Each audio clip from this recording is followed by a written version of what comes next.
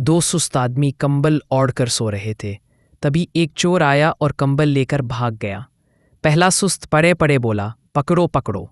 दूसरा सुस्त रहने दे, जब तकिया लेने आएगा तब पकड़ लेंगे।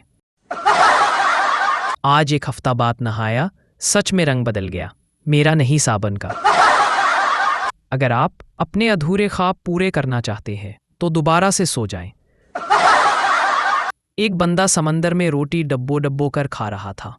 पास से गुजरते एक शख्स ने कहा, ओई ये क्या कर रहे हो? कहता, मछली तो नसीब में नहीं, चलो शोरबा ही सही। मैंने दरवाज़ा खोला तो उसकी आंखों में आंसू, सांसों में आहें, दिल में बेबसी। पगली ने बताया ही नहीं, उसकी उंगली दरवाजे में फंसी हुई है। चूम कर उसके हाथों को मेरी वफा को जोश आया। वाह वाह, फिर क्या? उसके भाई ने देख लिया और मुझे अस्पताल में होश आया। कल रात बीवी ने कहा, मुझे इसी तरह ट्रीट करो जैसे शादी से पहले करते थे। मैंने गाड़ी निकाली, उसे रेस्टोरेंट में ले गया, डिनर कराया, खूब गपशप की, रास्ते आइसक्रीम भी खिलाई और उसके पापा के घर के बाहर छोड़कर भाग आया।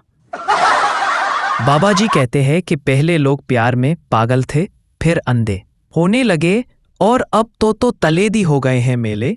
बेबी ने थाना थाया। एक दफा का जिक्र है कि एक कीड़ा था, उसने गुड़ का एक टुकड़ा देखा। वो उसे खाने ही लगा था कि उसको एक कीड़ी नजर आई। उसने गुड़ को दफा किया और कीड़ी के पीछे चल पड़ा। मोरल ऑफ द स्टोरी, गुड़ नालों इश्के में था। लड़की, अम्मी अम्मी मैं शादी पप्पू से ही करूंगी। वो मुझे कहता है कि तुम्हारी जैसी हसीन लड़की मैंने इस दुनिया में नहीं देखी। अम्मी, लानत भेजो ऐसे कमीने पर जो शादी से पहले ही तुमसे झूठ बोल रहा है।